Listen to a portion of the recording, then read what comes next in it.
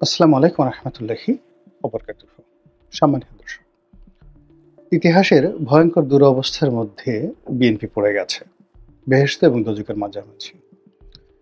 BNP রাজনৈতিক জীবনে বহুবার বিপদ বিপত্তি এসেছে এবং সে সকল বিপদ বিপত্তি কখনো প্রকৃতিগতভাবে, কখনো সাংগঠনিকভাবে তারা মোকাবেলা করেছে এবং তারা ঘুরে দাঁড়িয়েছে। শহীদ প্রেসিডেন্ট জিয়াউর রহমানের হত্যাকাণ্ডের পর, তারপর জাস্টিস সাত্তার, সেই সরকার পতনের পর, এরপর ১৯৮৬ সালে এরশাদ সাহেবের সঙ্গে যখন তাদের সম্পর্ক খুব সাপে নেউলে হয়ে গেল এবং যে শেষ সময়টাতে বেগম জিয়াকে হোটেল পূর্বানী থেকে গ্রেপ্তার করা হলো, ওটা বিএনপির জন্য একটা বিরাট ডিজাস্টার ছিল। যখন কে এম ওবায়দুর রহমান জনতা দল করলেন, বিএনপি থেকে বের হয়ে তিনি আলাদা দল করলেন, তখন এরশাদ জমানাতে এটা একটা মারাত্মক ডিজাস্টার ছিল বিএনপির জন্য। এবং সর্বশেষ যখন সেই নিরু অভির সঙ্গে ছাত্রদলের একটা কনফ্লিক্ট অফ ইন্টারেস্ট শুরু হলো এবং নিরু এবং অভি ভার্সেস আমানুল্লাহ আমান, তারপরে ফজলুল হক মিলন, এরপরে নাজিমুদ্দিন আলম, এই দুটো গ্রুপ হয়ে গেল। এবং বেগম জিয়া যখন ইঞ্জিনিয়ারিং ইনস্টিটিউশন আমানুল্লাহ আমানদেরকে প্রমোট করলেন, তখনও তাদের একটা একেবারে মারাত্মক বিপর্যয় তাদের শুরু হয়েছিল। এরপর ক্ষমতা হারালো যখন 2006 সনে ১/১১ এলো, সেই থেকে বিএনপি এখন পর্যন্ত যে বিপদ এবং বিপত্তি, সেই বিপদ এবং বিপত্তির সবসময়টিতেই বিএনপির জন্য অনেকগুলো অপশন ছিল ঘুরে দাঁড়ানোর, ক্ষমতায় আসার, রাজনীতি করার। কিন্তু এখন মানে যে একটা অস্বস্তিকর অবস্থা, সেই মানে বিষাদ সিন্ধু কবিতার মতো, বিষাদ সিন্ধু কবিতা না, মানে সিন্ধু কবিতার মতো, যে চারিদিকে শুধু পানি রয়েছে কিন্তু পান করার মতো পানি নেই। হে ক্ষুদিত বন্ধু মোর তৃষিত জলধি, এত জল বুকে তবু নাহি তৃষ্ণার অবধি। নজরুলের সে বিখ্যাত কবিতা। চারিদিকে শুধু সুযোগ, সম্ভাবনা, কিন্তু প্রত্যেকটা সুযোগ এবং সম্ভাবনার মধ্যে অদৃশ্য দেয়াল। মানে আপনি বিয়ে করেছেন, বাসর ঘরে আপনি যাবেন, আপনি দেখতে পাচ্ছেন যে আপনার স্ত্রী, মানে যাকে বলা হয়, খাটে বসে আছে আপনাকে শয্যাগত করার জন্য। তো আপনার প্রিয়তমার কাছে আপনি যেতে পারছেন না, মধ্যে একটা অদৃশ্য দেয়াল। সেই দেয়ালের মধ্যে ভূত আছে, প্রেত আছে, শয়তান আছে। আপনি অতিক্রম করার সঙ্গে সঙ্গেই কাছাকাছি যেতে কে যেন আপনাকে থাপ্পড় মারে গালে, কে যেন পেছন থেকে টানে, কে যেন আপনাকে ধাক্কা মারে। তখন আপনার যে অবস্থা, ঠিক ওইরকম একটা অবস্থা কিন্তু এখন বিএনপির তৈরি হয়ে গেছে। নির্বাচন হলে বিএনপি ক্ষমতায় আসবে, যদি শক্তি প্রদর্শন করা হয় বিএনপি লোকজন বেশি শক্তি প্রদর্শন করতে পারবে। বিএনপির এই অল্প কিছুদিনের মধ্যে তাদের যে দুর্বলতা ছিল সেগুলো কাটিয়ে ওঠা গেছে। প্রশাসন তাদের হাতে, পুলিশ তাদের হাতে, সবকিছু, কিন্তু কিছুতে কিছু হচ্ছে না। কেন? এরকম 5টি কারণ আপনাদেরকে আজকে এই ভিডিওতে বলবো এবং একই সঙ্গে এই কারণগুলো থেকে কেন বিএনপি বেরোতে পারছে না সেই জিনিসগুলো বলবো সংক্ষেপে যতটা পারি। আমার কাছে প্রথম কারণ হলো জনাব তারেক রহমান সাহেব, তার যে উপস্থিতি, সেই আগস্ট মাসের 5 বা 6 তারিখে বাংলাদেশে তার উপস্থিতিটা অনিবার্য ছিল। তো তিনি এই যে সিদ্ধান্ত নিতে পারেননি, 5 তারিখে সিদ্ধান্ত নিয়ে 5 তারিখে তার বাংলাদেশে যদি আসতেন তিনি, এবং তার নেতৃত্বে যদি সরকার গঠন করা হতো বা তার হুকুমে যদি একটা তত্ত্বাবধায়ক সরকার গঠন করা হতো এবং ওটা বাংলাদেশে তার হুকুম ওই মুহূর্তে কেউ অমান্য করতে সাহস পেত না এবং তাকে কোথাও যেতে হতো না। সবাই, সেনাপ্রধান থেকে শুরু করে সবাইকেই তার কাছে আসতে হতো এবং তিনি সরকার গঠন করে দিতেন। এই ডক্টর মোহাম্মদ ইউনূসী থাকতেন বা তিনি জামাতের আমিরকেই উপদেষ্টা বানাতেন, কিন্তু সমস্ত সিদ্ধান্তগুলো তার অফিস থেকে আসতো।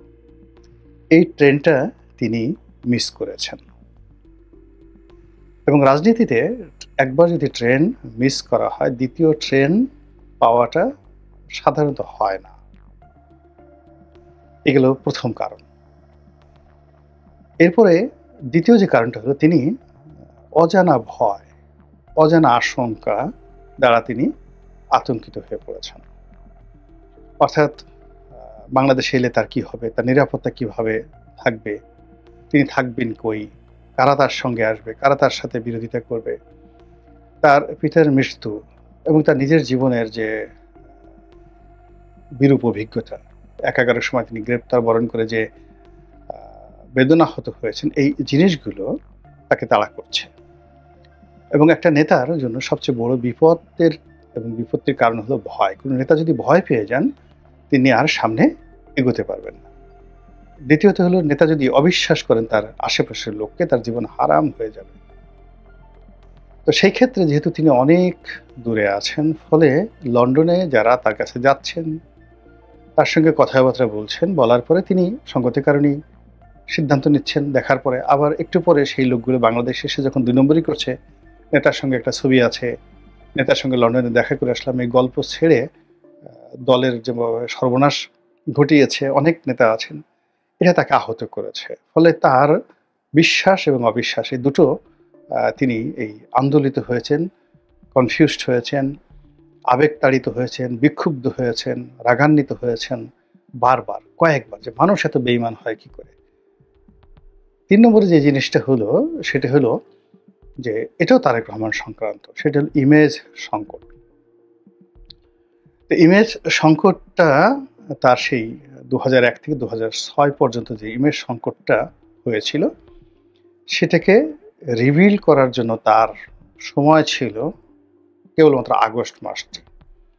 তিনি যদি বাংলাদেশে থাকতেন এবং উপস্থিত হয়ে এই সমস্যাগুলো সমাধান করতে পারতেন এবং সফল হতেন, তাহলে তার একটা ইমেজ তৈরি হতো, যে ইমেজটা তিনি তৈরি করতে পারেননি। অর্থাৎ ওই ইমেজটা, অর্থাৎ ৫ তারিখে এসে যদি পুরো আগস্ট মাসটাই তিনি সময়টা পেতেন, সেপ্টেম্বর মাসে আবার এই সময়টা পেতেন না। এই সময়ের মধ্যে লোকজন দেখতো যে ইয়েস, তার একটা লিডারশিপ কোয়ালিটি আছে, লোকজন দেখতো তার যোগ্যতা আছে, লোকজন দেখতো তার সাহস আছে, তার শক্তি আছে, তিনি সমস্যার সমাধান করতে পারেন এবং তিনি শাস্তি দিতে পারেন। তার নেতাকর্মীরা তাকে ভয় পায়, তার আশেপাশের লোকজন তাকে শ্রদ্ধা করে এবং তিনি পরোপকারী, তিনি কৃতজ্ঞ এবং তিনি ভদ্র। এই জিনিসগুলো পুরো মানে সেই আগস্ট মাসের মধ্যে এস্টাবলিশড হয়ে যেত। আর যদি তিনি ওই সময়টাতে ফেল করতেন, তাহলে আজীবন তার জন্য রাজনীতি হয়তো নিষিদ্ধ হয়ে যেত বা তিনি পারতেন না, পরাজিত হতেন, সেটা ভিন্ন প্রসঙ্গ। বাট তার সেই ইমেজ সংকটটা যেটা তৈরি হয়েছিল ২০০১ থেকে ২০০৬, সেই সংকটটা তিনি কাটিয়ে ওঠার জন্য সময় পেতেন আগস্ট মাসে, যেটা তিনি এই ট্রেনটি মিস করেছেন। নেতৃত্ব হাতে নেওয়ার ট্রেন, সরকার গঠনের ট্রেন এবং নিজের ইমেজ ফিরিয়ে নেওয়ার ট্রেন। ফলে কি হচ্ছে, এখন তাকে নিয়ে চাঁদা দেয় পল্টনে, চাঁদা যায় লন্ডনে, এই ধরনের কথাবার্তা বলার সুযোগ হচ্ছে, সাহস পাচ্ছে বা স্কোপ তৈরি হয়েছে। তাকে নিয়ে অশ্লীল, অশ্রাব্য যে বক্তব্য, এটা দেওয়ার সাহস পাচ্ছে। অথচ তিনি যদি সেই জুলাই আগস্টে সেই আগস্টে বাংলাদেশে আসতেন, তার দলের উপর তার যদি একছত্র আধিপত্য, নেতৃত্ব থাকতো, তাকে নিয়ে এই ধরনের কথা বলার সঙ্গে সঙ্গে ৩২টা দাঁত ছাত্রদলের পোলাপান, যুবদলের পোলাপান সারাশিতে খুলে ফেলতো, আগুন লাগিয়ে দিত বাংলাদেশে। এ কারণ হলো তার সঙ্গে তো আসলে অনেক দিন ধরে মানে অ্যাটাচমেন্টই নেই। তার জন্য যে মানুষ ঝুঁকি নিবে, তার জন্য যে একজন মানুষ একটা ঝুঁকি নেবে এবং একটা কাজ করবে, ওটার জন্য যে রিলেশনশিপ দরকার, ওটা তো তিনি করতে পারেন। এখন জামাতের আমির একজনকে জড়ায় ধরছেন, তার কর্মীকে চুমো দিচ্ছেন, তার বাসায় যাচ্ছেন। ফলে সেই কর্মীটির সামনে জামাতের আমির সম্পর্কে কোনো কথা বললে সেই কর্মী জীবন দিয়ে দেবে।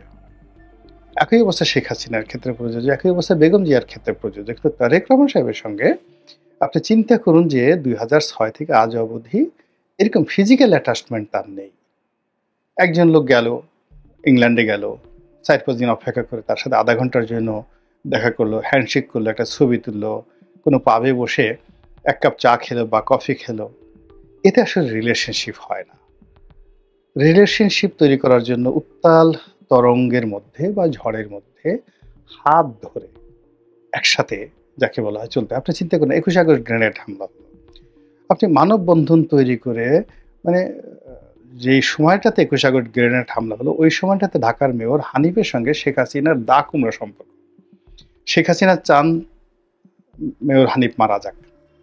মেয়র হানিফ চান শেখ হাসিনা মারা যাক। কিন্তু তাদের মধ্যে দীর্ঘদিনের যে অ্যাটাচমেন্ট, সেই অ্যাটাচমেন্ট যখন গ্রেনেড হামলাটা হলো, it works just like a Thunderbolt. বিদ্যুতের মতো এটা কাজ করলো রক্তের মধ্যে। ফলে কি হলো? Forget everything. এই যে মানব ঢাল তিনি তৈরি করলেন, একটার পর একটা গ্রেনেড হামলা হচ্ছে, আর তার স্প্লিন্টারগুলো সেই মেয়র হানিফ থেকে শুরু করে সবার শরীরে লাগছে। আর তারা মানব ঢাল তৈরি করে শেখ হাসিনাকে ওই মানব ঢাল দিয়ে গাড়িতে করে উঠাই দিচ্ছে। এই অ্যাটাচমেন্টটা কেন হলো? কাছাকাছি কাজ করার ফলে। ওই যে বেগম জিয়ার একজন কাজের মেয়ে আছে রহিমা, সে তার সাথে জেলে যাচ্ছে। এটা কেন যাচ্ছে? অ্যাটাচমেন্ট আছে। তো এরকম তারেক রহমান সাহেবের সঙ্গে তো অ্যাটাচমেন্ট থাকতে হবে। তার সঙ্গে হয়তো লন্ডনের অনেকের অ্যাটাচমেন্ট হয়েছে, ওরা তো বাংলাদেশে কেউ না। আবার ওরা বাংলাদেশের মধ্যে হয়তো এই সময়তে দুই একজন আসছে, কিন্তু কাজের কোনো কাজ হচ্ছে না। ফলে কি হলো? তার জন্য কেউ ঝুঁকি নিচ্ছে না, কেউ ঝুঁকি নিচ্ছে না। এই গেল ২ নম্বরে। এরপরে যেটা চিন্তা করেন সেটা হলো যে বিএনপির যারা প্রথম শীর্ষ নেতৃত্ব রয়েছে, তারা কখনো তারেক রহমান সাহেবের কাছ থেকে রেসপেক্ট পেয়েছেন এরকম কথা আমি কার কাছ থেকে শুনিনি। মানে তিনি তার বয়সের তরুণ, তার পিতার বয়সী যারা লোকজন আছেন, আইদার নেগলেক্ট করেছেন, আইদার হুকুম দিয়েছেন, কখনো বিরক্ত হয়েছেন, কখনো কমেন্ট করেছেন। আবার কখনো দেখা গেল যে প্রয়োজনে আবার তাদেরকে টেলিফোন করে তাদেরকে সরি বলেছেন, এরকম। কিন্তু সত্যিকার অর্থে রেসপেক্ট বলতে যে জিনিসটা বোঝায়, সেই রেসপেক্টটার জাস্ট একটা উদাহরণ দিই। যেমন ধরুন ব্যারিস্টার রফিক, বা ধরেন ডক্টর আনিসুজ্জামান। তো ইভেন তোফায়েল সাহেব, রাজ্জাক সাহেব, এরকম যারা নেতৃবৃন্দ, শেখ হাসিনা, তাদের সঙ্গে অনেক দূরত্ব ছিল। কিন্তু যখনই সামনাসামনি হতো, শেখ হাসিনা যে রেসপেক্টটা প্রদর্শন করতেন, ওটার কারণে তোফায়েল সাহেব জানতেন যে শেখ হাসিনা তারা বাস দিচ্ছে বা তার সর্বনাশ করছে। কিন্তু তিনি কখনো সেই শেখ হাসিনার বিরুদ্ধে অভিমান করতে পারেননি, বা শেখ হাসিনার বিরুদ্ধে মানে অন্যের কাছে বিষোদ্গার করতে পারেননি। এই যে একটা জিনিস, যে কাজটি বেগম জিয়ারও এই গুণাবলীটা রয়েছে। ফলে কি হলো? মানে বিএনপির মধ্যে যারা সিনিয়র নেতৃত্ব রয়েছেন, তারা যখন একান্তে আলোচনা করেন, ওই আলোচনার মধ্যে তারেক রহমান সাহেবের সৌজন্যতা, ভদ্রতা, কৃতজ্ঞতা এবং তার প্রতি আপুত্র স্নেহ, ভালোবাসা, শ্রদ্ধাবোধ, এই জিনিসগুলো একান্তে আমি কখনো আলোচিত হতে দেখিনি। একান্ত আলোচিত হতে দেখিনি, বরং সকলের মধ্যে এক ধরনের অভিমান আছে, ক্ষোভ আছে, নেগলেক্ট আছে, পর্যাপ্ত রেসপেক্ট না পাওয়া, অপমানিত হওয়ার অনেকগুলো ইতিহাস রয়েছে। ফলে কি হচ্ছে? এই যে ক্রিটিক্যাল মোমেন্টে শীর্ষ নেতৃত্ব তারা দলকে ওন করবে, নেতাকে ওন করবে এবং সেইভাবে ঝাঁপিয়ে পড়বে, এই জিনিসগুলো দেখা যাচ্ছে না। এবং ঠিক সেম প্রবলেম কিন্তু নবাব সিরাজউদ্দৌলার ছিল। আমরা এখন ইতিহাসের কারণে নবাব সিরাজউদ্দৌলার পক্ষ অবলম্বন করি, কিন্তু বাস্তবতা হলো যে আলিবর্দী খানের যারা নিকটজন ছিলেন এবং প্রায় ২৫ বছর যাবত যারা বাংলা, বিহার, উড়িষ্যার সর্বজন শ্রদ্ধেয় ব্যক্তি ছিলেন, তারা সবাই মোরলেস নবাব সিরাজউদ্দৌলা কর্তৃক অপমানিত হয়েছিলেন প্রকাশ্য দরবারে। ফলে কি হলো? বীরত্ব আছে, কিন্তু জীবনে এই ট্র্যাজেডি। এখন দলের প্রথম ১০০-১৫০ লোকজন যারা আছেন, তারা এই জিনিসগুলো পাননি। দ্বিতীয়ত যেটা অংশ, এটিরই আরেকটি অংশ নেতৃত্বের একটা অংশ আসলে গত ১৫-২০ বছর যাবৎ ক্ষতিগ্রস্ত হয়েছেন।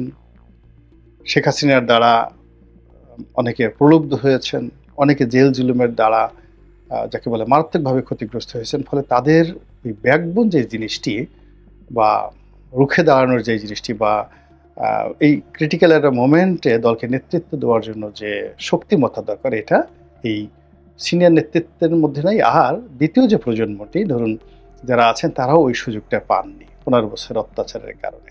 এটা রিয়ালিটি, এবং এখান থেকে এটা আর এর বাইরে যাওয়া সম্ভব নয়। এরপরে যেটি হলো, এটা হলো সর্বশেষ যেটা হলো গত ১১ মাসে যে ঘটনাগুলো ঘটেছে বাংলাদেশে আগস্টের পরে, এখানে যেমন আপনার যদি ঝড় আসে বা ধরুন খুব ভয়, তখন মানুষ একে অপরের সঙ্গে গোল হয়ে বসে, কাঁধে কাঁধ মিলায়, একে অপরকে জড়িয়ে ধরে, একজন আরেকজনের উত্তাপ ছড়িয়ে পড়ে। কিন্তু সুখের সময় বসন্তের বাতাসে মানুষ আলাদা হয়ে যায়, দূরে দূরে সরে যায়। ঠিক এই গত 11 মাসে বিএনপির যারা নেতৃবৃন্দ রয়েছেন তারা দূরে সরে গেছেন। অনেক লোক নতুন যাকে বলা হয় সুবিধাভোগী হিসেবে আবির্ভূত হয়েছে। অনেক লোক যারা সুবিধাভোগী, তারা দলের যারা ত্যাগী, এই গত সেই 15-16 বছর যাবৎ যারা দলের জন্য কাজ করেছেন, বিপদে দলকে সাহায্য করেছেন টাকা দিয়ে, পয়সা দিয়ে, মেধা দিয়ে, প্রজ্ঞা দিয়ে, এবং এরা দুর্নীতিবাজ নয়। এই গত 11 মাসে এই যে দলের যে মূল শক্তি, যারা মানে মূলত মেধা দিয়ে দলকে সাহায্য করেছে, মূল শক্তি যারা টাকা দিয়ে সাহায্য করেছে, মূল শক্তি যারা বুদ্ধি দিয়ে সহযোগিতা করেছে, এই পুরো গ্রুপটি বিএনপি থেকে ডিটাচড হয়ে গেছে। তো ডিটাচড হয়ে গেছে, এর ফলে কি হলো, আজ দেখেন বিএনপি তার যে প্রতিপক্ষর আক্রমণ, এই প্রতিপক্ষ শেখ হাসিনার সাথে অনেক অনেক দুর্বল। এই প্রতিপক্ষ আওয়ামী লীগ, ছাত্রলীগ, যুবলীগের চেয়ে অনেক অনেক দুর্বল। কিন্তু সেই দুর্বল প্রতিপক্ষের আক্রমণে বিএনপি তছনছ হয়ে গেছে। এই গেল 5টে কারণ। এখন এই কারণগুলোর থেকে বের হওয়া যাচ্ছে না কেন? বাধা কি? 1 নম্বর বাধা হলো তারেক রহমান সাহেবের অনুপস্থিতি। তিনি এখন কোনো অবস্থাতেই লন্ডনে থেকে দুরবস্থা, মানে তারাই পার্টির দুরবস্থা, এটা তিনি মোকাবেলা করতে পারবেন না।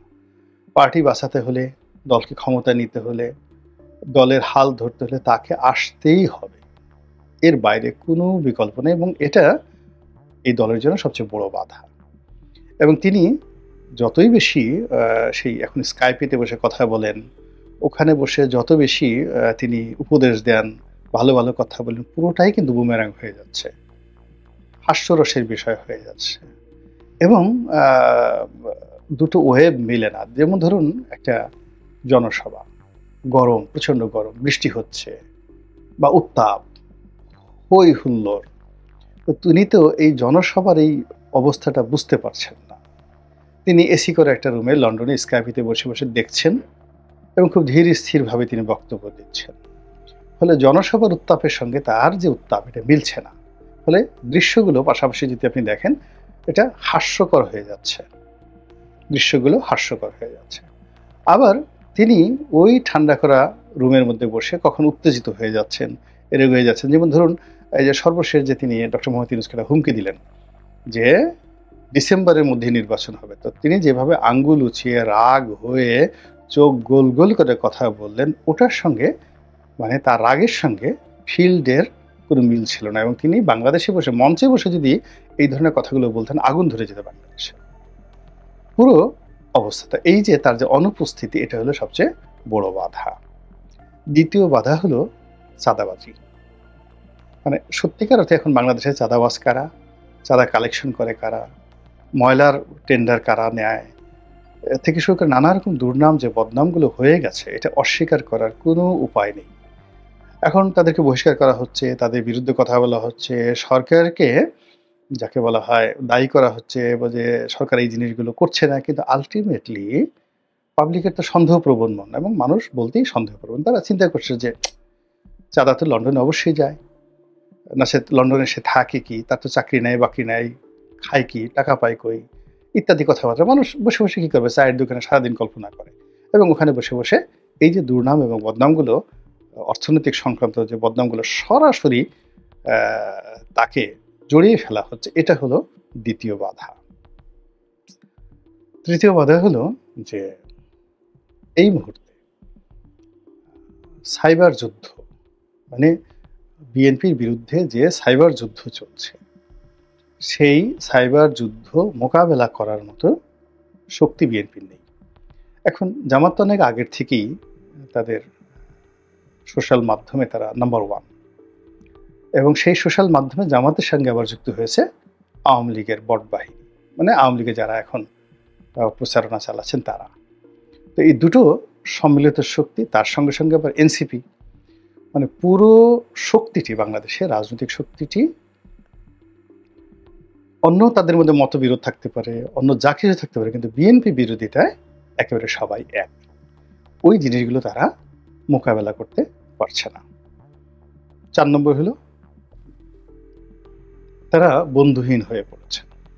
এখন আপনি যদি বলা হয় যে বেগম জিয়া, তার নবরত্ন কয়জন ছিলেন, 9 জন রত্ন কারা ছিলেন, আপনি বলতে পারবেন চোখ বুঝে। খন্দকার মোশাররফ সাহেব ছিলেন, মঈন খান ছিলেন, সাইফুর রহমান সাহেব ছিলেন, তারপর শেষে কে মুবাদুর রহমান সাহেব ছিলেন। এরকম আপনি 9-10 জন বলতে পারবেন। সব সরকার আমলে তার ছিল।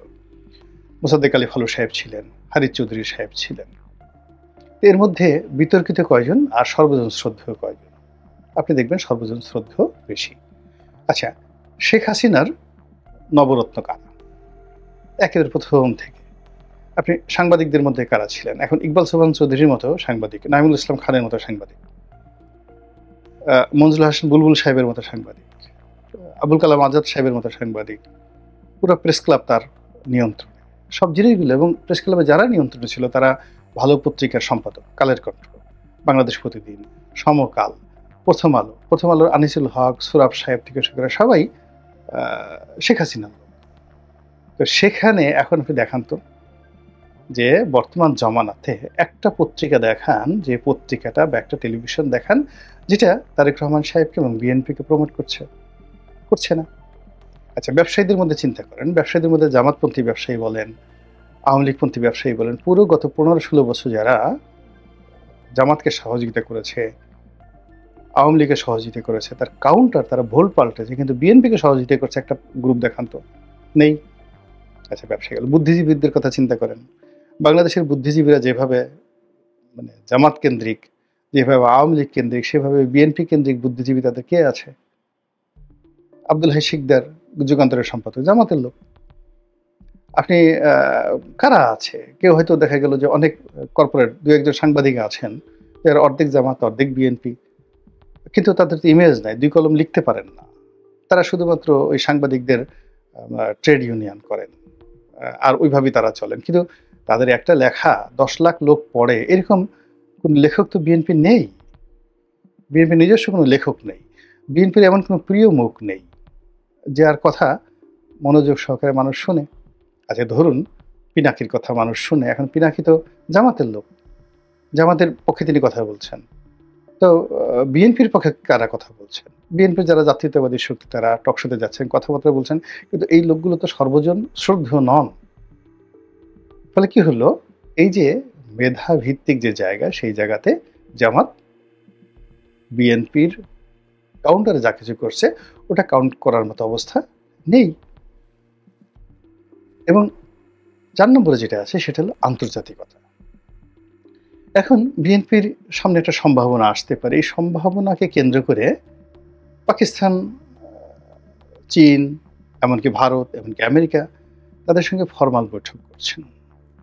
কিন্তু যেটা স্ট্র্যাটেজিক্যালি কৌশলগত যে পার্টনারশিপ, যেটা জামাতের সঙ্গে ধরেন তুরস্কের এবি পার্টির আছে, এরদোয়ানের আছে, জামাতের সাথে যেটা আছে পাকিস্তানের আছে, চীনের সাথে, সৌদি আরবের সাথে, কাতারের সাথে আওয়ামী লীগের আছে, ভারতের সাথে আওয়ামী লীগের আছে। এইভাবে কৌশলগতভাবে যাকে বলা হয় বিএনপির বন্ধুকে, বিএনপির আন্তর্জাতিক অঙ্গনে হোয়াইট হাউসে গিয়ে সংবাদ সম্মেলনে উপস্থিত হতেন মুশফিক ফজল আনসারী।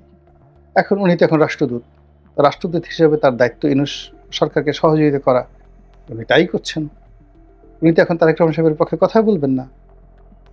তো এইভাবে যে সরকারি পদগুলোতে যারা গেছে, বিএনপির এই আন্তর্জাতিক অঙ্গনে সবকিছু ম্যানেজ করার জন্য যে বন্ধু দরকার, যে কানেক্টিভিটি দরকার, ওটা এই ঢাকা শহরে তাদের যে একটা আন্তর্জাতিক কমিটি আছে, মির্জা ফখরুল, আমির খসরু মাহমুদ চৌধুরী, তারপরে শামা ওবায়েদ, এরপরে আব্দুল আল মিন্টু সাহেবের ছেলে তাবিদ আওয়াল, মানে ওনাদের কাজই হলো যে কোনো একটা রাষ্ট্রদূতের বাসায় গিয়ে একটা ডিনার আয়োজন করা, বা তাদেরকে একটা ডিনারে বা লাঞ্চে দাওয়াত করা।